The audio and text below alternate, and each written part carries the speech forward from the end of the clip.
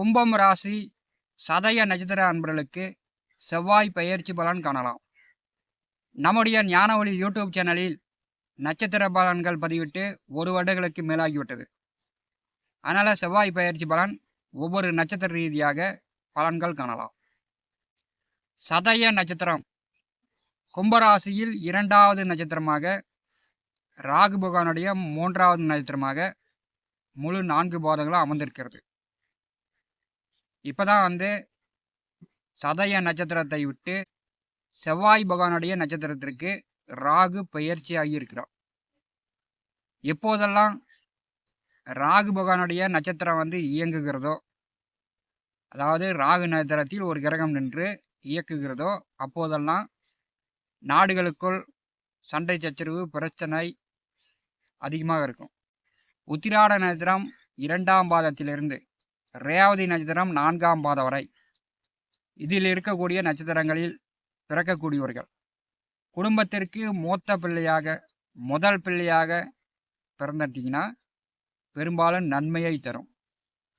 உத்திராட நட்சத்திரம் 2ஆம் பாதத்திலிருந்து ரேவதி நட்சத்திரம் 4ஆம் பாதம் வரை குடும்பத்திற்கு இளைய பிள்ளையாக, ஆணாக இருந்தாலும் சரி பெண்ணாக இருந்தாலும் சரி, குடும்பத்திற்கு இளைய பிள்ளையாக பிறந்துட்டிங்கன்னா உங்களுக்கு மேலே, அதாவது மூத்த உடன் பிறந்தவர்கள் 4-5 பேர் இருந்தாலும், எத்தனை பேர் இருந்தாலும் அவங்களுடைய வாழ்க்கை பிரச்சனைக்குரியதாக இருக்கும். அதாவது மூத்த உடன் பிறந்தவர்களுக்கு கஷ்ட ஜீவனம் உண்டாகும். திருமணம், வேலை, தொழில், உத்தியோகம், அவங்களுடைய சம்பாத்தியம், அவங்களுடைய பொருளாதார நிலை பிரச்சனையை ஏற்படுத்தும். உத்திராட நட்சத்திரம் 2ஆம் பாதத்திலிருந்து ரேவதி நட்சத்திரம் 4ஆம் பாதத்திற்குள் இருக்கக்கூடிய நட்சத்திரக்காரர்கள் குடும்பத்திற்கு மூத்த பிள்ளையாக பிறப்பது சிறப்பு. இளைய பிள்ளையாக பிறந்தால் உங்கள் மூத்த உடன் பிறந்தவர்களுக்கு பிரச்சனையை தரும். சதயம் நட்சத்திரத்தில் ஆண் பிறந்தாலும் பெண் பிறந்தாலும் நல்லா உயரமாக ஹைட்டாக வளரக்கூடியவர்கள். பார்த்தீங்கன்னா ஆள் நல்லா வெயிட்டாக இருக்கக்கூடியவர்கள். நல்லா கேட்டுங்க, கோச்சாரத்தில் ஒரு கிரகம் ஒரு ராசியிலிருந்து மற்ற ராசிக்கு பெயர்ச்சி ஆகும்போது நல்ல விதமாக இருக்கலாம், கெட்ட விதமாக இருக்கலாம். ஒரு ராசி ஒரு ஜாதகனுடைய தலையெழுத்தையே மாற்றிட்டு போயிடும். பார்த்தீங்கன்னா 1 மாத கிரகம் இருக்கிறது, 1.5 மாத கிரகம் இருக்கிறது, 1 வருட கிரகம் இருக்கிறது, 1.5 வருஷத்து கிரகம் இருக்கிறது, 2.5 வருஷத்து கிரகம் இருக்கிறது. ஒரு ராசியிலேருந்து ஒரு கிரகம் மற்ற ராசிக்கு பெயர்ச்சி ஆகும்போது நல்ல திசாபுத்தி நடந்துச்சுன்னா ஜாதகனுடைய தலையெழுத்து அப்படியே மாறிடும். கெட்ட திசாபுத்தி நடந்துச்சுன்னா கெட்ட விதமாக மாறும். சுய ஜாதகத்தில் செவ்வாய் நல்ல நிலையில் வலுவோடு இருந்தால் அரசு பதவி, அரசு வேலை, அதிகாரமாக முதலாளியாக மேனேஜராக இருந்து மற்றவர்களுக்கு வேலை கொடுக்கலாம், மற்றவர்களிடத்தில் வேலை வாங்கலாம். ஆடு மாடு, வண்டி வாகனம், நிலம் சொத்துக்கள் விரிந்து கிடக்கும். நல்லா வசதி வாய்ப்பாக வாழலாம். சுய ஜாதகத்தில் செவ்வாய் கெட்டு விட்டார் என்றால், அதாவது பல ஆயிரம், பல லட்சம், பல கோடி ரூபா கடன் வாங்கி கடன்காரனாக வாழ வச்சிடும். கடன் கட்டிக்கிட்டே இருக்க வேண்டியதான். அரசுக்கு புறம்பான செயல்களில் ஈடுபட்டு காவல் நிலையம், கோர்ட்டு கேஸு, சிறைசாலை கூட செல்ல வச்சிடும். ஏன்னா காலபுருஷனுக்கு 1-8ஆம் வீட்டின் அதிபதி செவ்வாய். செவ்வாய் நல்ல நிலையில் இருந்தால் ஜாதகனுடைய வாழ்க்கை வசதி வாய்ப்பாக அதிகாரமாக இருக்கும். செவ்வாய் கெட்டால் கடன்காரனா, பிணி பீடை, உடல் ஆரோக்கியம் கெட்டு ஜாதகனுடைய வாழ்க்கையே தலைகீழாக மாறி போயிடும். அடுத்து வரக்கூடிய ஒரு 45 நாட்கள், 1.5 மாத காலம் கும்பராசி சதய நட்சத்திர அன்பர்களுக்கு 5வது வீட்டிலே பூர்வ புண்ணிய புத்திரஸ்தானத்திலே மிருகசீரிஷ நட்சத்திரம் 3-4 பாதத்திலும், திருவாதிரை நட்சத்திரம் 4 பாதத்திலும், புனர்பூச நட்சத்திரம் 1-2-3 பாதத்திலும் செவ்வாய் பகவான் சஞ்சாரம் செய்வார். இப்போ பார்த்தீங்கன்னா சதய நட்சத்திரத்தை விட்டு ராகு கடந்து செவ்வாய் நட்சத்திரத்திலே செல்கிறார். அப்போ ஜென்ம ராசி, ஜென்ம நட்சத்திரத்திலே ராகு செல்லும் போது மன அழுத்தம், உடல்நலை பிரச்சனை, பொருளாதார பற்றாக்குறை, இரவு நன்றாக படுத்து தூங்க முடியாது, கனவு தொல்லை, பேய் பிசாசு தொல்லை, ஆன்மீகம் அமானுஷம் சார்ந்த தொல்லைகள்லாம் வந்திருக்கும். 5வது வீட்டிலே கோச்சாரத்தில் செவ்வாய் செல்லும் போது பார்த்தீங்கன்னா ஆன்மீகம் சார்ந்து, கோவில் திருப்பணிகள் சார்ந்து, கோவில் திருவிழா சார்ந்து உங்களை வந்து ஈடுபடுத்தி கொள்ள வேண்டும். இப்போ வந்து இதுவரை கோயிலுக்கு போகல அப்படின்னா இப்போ வந்து கோயிலுக்கு போயிட்டாங்க. செவ்வாய் வந்து முருகப்பெருமானுடைய அம்சம். முருகன் கோயிலுக்கு சென்று முருகனை தரிசனம் செய்யுங்கள். 5வது வீட்டிலே செவ்வாய் வந்து தன்னுடைய சுய நட்சத்திரத்தில் முதல்ல ஆரம்பிப்பார். நடுமத்தியில் வரும்போது ராகு நட்சத்திரத்திலே செவ்வாய் செல்வார். ராகுவும் செவ்வாயும் நட்சத்திர பரிவர்த்தனை.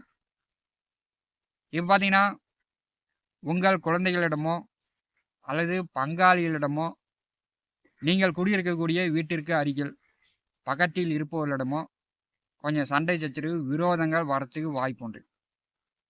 கும்பராசி சதய நட்சத்திர அன்பர்கள் இந்த செவ்வாய் பெயர்ச்சியில் திருவாதிரை நட்சத்திரத்திலே செவ்வாய் செல்லும்போது உங்களுக்கு உங்கள் குழந்தைகளிடமோ அண்ணன் தம்பி பங்காளிகளிடமோ உங்கள் வீட்டை சுற்றி இருப்பவர்களிடமோ சண்டை சச்சரவுகள் வருவதற்கு வாய்ப்புகள் உண்டு.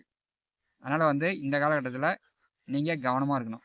உங்கள் நட்சத்திரத்திற்கு விரய நட்சத்திரத்திலே ராகு செல்லும்போது ராகு நட்சத்திரத்திலே செவ்வாய் செல்லும்போது குழந்தைங்க வந்து விளையாடும்போது பத்திரமா பார்த்துக்கணும். குழந்தைங்க வந்து ஆபத்தான இடங்களில் செல்லாமல் பார்த்துக்கணும். அதாவது வேகமாக வண்டி ஓட்டிகிட்டு போகாத, மெதுவாக போ, ஆழமான தண்ணி இருக்கக்கூடிய இடத்துல குதிக்காத அப்படின்னு நீங்கள் வந்து அறிவுரை புத்திமதி சொல்ல வேண்டும். இல்லைனா வந்து குழந்தைகளால் உங்களுக்கு வந்து மன நிம்மதி கிடக்கூடிய ஒரு அமைப்பை உண்டாக்கிவிடும். ஏன்னா செவ்வாய் வந்து கோச்சாரத்தில் எந்த வீட்டில் எங்கே சென்றாலும் அங்கே வந்து ஒரு பிரச்சனை உண்டு. 3, 6, 11ஆம் வீடுகளில் செவ்வாய் வரும்போது மட்டும்தான் செவ்வாயால் யோகத்தை அனுபவிக்க முடியும். வேலை தொழில் பார்க்கக்கூடியவர்கள் இந்த காலகட்டம் சில மாற்றங்களை சந்திக்கக்கூடும். வேலை தொழில் மூலம் கொஞ்சம் கூடுதலான உழைப்பு இருக்கும். 5வது வீட்டிலே செவ்வாய் செல்லும்போது குறுக்கு வழி, கெட்ட வழியில் உங்களுடைய மன எண்ணங்கள் செல்வதற்கு வாய்ப்புண்டு.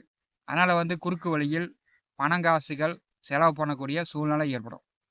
உங்கள் நட்சத்திரத்திற்கு விரய நட்சத்திரத்தில் ராகு செல்லும்போது இப்போ வந்து வீடு கட்டுறது, கோவில் திருப்பணிகளில் ஈடுபடுவது, இந்த மாதிரியான வேலைகளை சதய நட்சத்திர அன்பர்கள் ஏற்படுத்தி கொள்ளுங்கள்.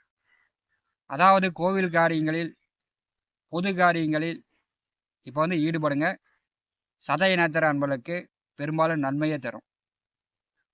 கும்பராசிக்கு 5வது வீட்டிலே செவ்வாய் நின்று பார்த்தீங்கன்னா 8வது வீட்டை 4ஆம் பார்வையால் பார்வை செய்கிறார். இப்போ இந்த காலகட்டத்தில் பயண போக்குவரத்தில் கொஞ்சம் வந்து கவனமாக இருக்கணும். ஏன்னா 8வது வீட்டை செவ்வாய் பார்வை செய்யும்போது வேகமாக வண்டியில் போனீங்கன்னா கீழே விழுவக்கூடிய, கை காலில் காயங்கள் ஏற்படக்கூடிய அமைப்பு உண்டாகிடும். செவ்வாய் பகவான் வந்து 8ஆம் வீட்டை பார்வை செய்யும்போது அண்ணன் தம்பியிடமோ பங்காளிகளிடமோ உங்கள் வீட்டை சுற்றி இருப்பவர்களிடமோ சண்டை கண்டை போட்டிங்கன்னா காவல் நிலையம், கோர்ட்டு கேஸுன்னு செல்லக்கூடிய சூழ்நிலையும் வந்துடும். அதனால் சதய நட்சத்திர அன்பர்கள் இந்த காலகட்டம் கொஞ்சம் கவனமாக இருக்கணும். செவ்வாயுடைய நேர் 7ஆம் பார்வை 11வது வீட்டின் மேல் விழுகிறது. அப்போ வந்து உங்களுக்கு லாபஸ்தானத்தை செவ்வாய் பார்க்கிறார். உங்கள் மூத்த உடன் பிறந்தவரிடம் இப்போ வந்து அனுசரிப்பு வேண்டும். சண்டை சச்சரவு இல்லாமல் பார்த்துக்கணும். நண்பர்கள் கூட்டாளிகளிடம் கொஞ்சம் கவனமாக பழகுவது இந்த காலகட்டம் உங்களுக்கு நல்லது. செவ்வாய் பகவானுடைய 8ஆம் பார்வை 12வது வீட்டின் மேல் விழுகிறது. பொது காரியங்களில், பொது விசேஷங்களில், பொது மக்களுக்காக உங்களை வந்து தயார்படுத்திக்கிட்டீங்கன்னா இந்த காலகட்டத்தில் கும்பராசி சதய நட்சத்திர அன்பர்களுக்கு ஒரு நல்ல முன்னேற்றமாக இருக்கும்.